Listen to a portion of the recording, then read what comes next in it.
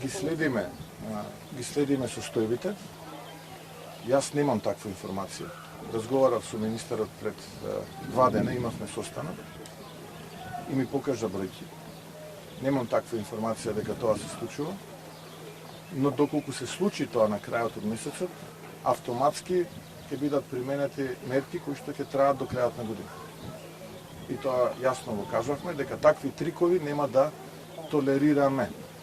Слушаме трикови во кои што преку прокси правни лица ќе се изнесуваат пари